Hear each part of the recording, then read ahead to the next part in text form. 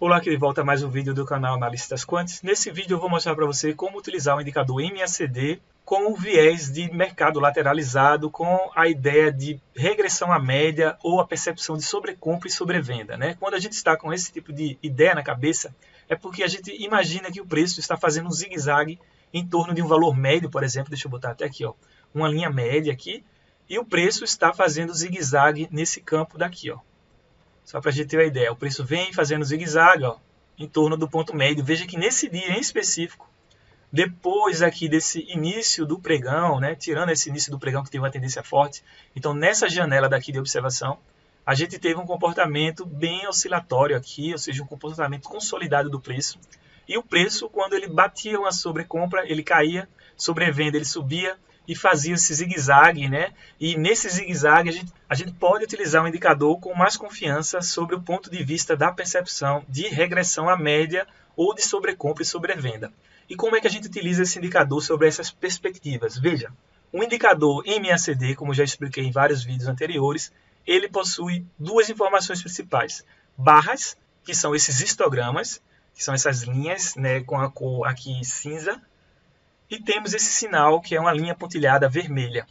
Então, com essas informações, a gente tem indicações de tendência, podemos ver indicações de sobrecompra e sobrevenda. Quando eu tenho as barras aqui ó, na parte superior, porque veja, aqui é a parte superior, eu tenho esse nível que é 0, aqui para baixo é a parte inferior.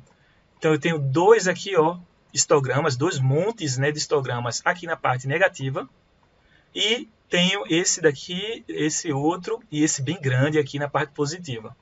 Essas informações desses montes dos histogramas são provenientes da diferença entre uma média móvel exponencial rápida menos uma média móvel exponencial lenta, que vai dar o tamanho dessas barras. Então, quanto mais afastados estiverem essas médias, uma das outras, maiores vão ser esses picos. Aqui que eu observo os picos desses histogramas, né? Ou essas barrinhas. E esse tamanho significa o quê? Esse tamanho significa o esticamento. Quanto mais eu estico um elástico, significa que ele está lá no limite, com muita vontade, com muita tensão, doido para voltar, né, para o seu estado mais frouxo, mais leve. Então, esticar demais, quando sobe demais o histograma, o valor do histograma, significa que eu vou ter uma força maior de regressão à média. E foi isso que aconteceu nessa condição aqui, ó, deixa eu até apagar.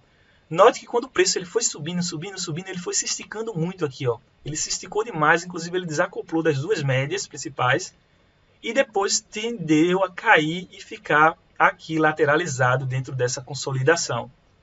Mas nessa grande subida fez com que essas minhas barras inteiras subissem muito, ficassem com valores muito altos, e o meu sinal está até aqui embaixo. Esse sinal é proveniente de uma média móvel simples de 9 períodos. Aqui ó, tem um 9, esse 9 diz respeito ao valor do período dessa média que fica aqui pontilhada vermelha para você ver. Pois bem, então quando chega aqui nesse limite, quando a gente encontra um pico assim, ó, ele vai, cresce, depois decresce aqui, ele fez um pico, significa que nesse pico, isso aqui dá uma ideia de sobrecompra. Sobrecompra significa o quê? Subiu demais. Muito comprado, muito comprado, muito comprado. Chegou no limite aqui, a chance de cair agora é alta para regredir a média devido à oscilação, né? Devido a isso aqui ser um oscilador. E a gente já pode observar que chegou nesse ponto, ele começou a cair, ó. Caiu para cá. A mesma ideia vale quando é para baixo. Aqui está muito pequeno porque está muito fraco, né? Veja que a distância entre as duas médias está aparecendo aqui, ela está pequena, por isso está esse pedacinho aqui. Mas aqui já tem uma distância um pouco maior, nessa faixa, nessa minha janela aqui, eu já tenho uma distância um pouco maior. E eu chego aqui fazendo, ó, ele cai, depois começa a subir, ele faz aqui esse vale. Esse vale dá uma ideia de que compra. Então, esse meu pico aqui dá a ideia de que venda. Basicamente é isso. Então, sobrecompra aqui, não é? Sobrecompra eu vou vender, na sobrevenda, caiu demais, eu vou comprar. E para a gente ter uma ideia aqui, o tamanho desse meu histograma, a distância do zero até o pico observado, vai dizer a força, vai dizer o esticamento que eu tive do meu preço. Concorda? Por exemplo, aqui o esticamento dessa compra está muito menor, né? Ele esticou bem menos comparado a essa minha venda daqui. Essa minha venda ele esticou demais. Olha o tamanho da barra aqui ó, do histograma, como é bem maior do que esse tamanho daqui, né? Esse tamanho daqui é bem menor do que esse outro.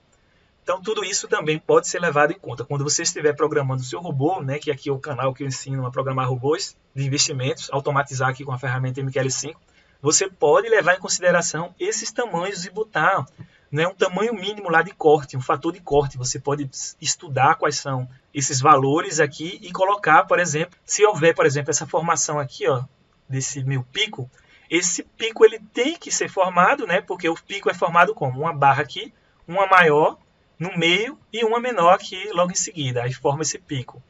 E eu tenho que ter essa altura mínima. Eu posso botar uma altura mínima que eu quero observar lá dentro do meu robô, né, para o robô observar no mínimo um pico de tamanho determinado pelo usuário. Uma vez observado, ele vai entrar aqui, que no caso seria entrando numa venda.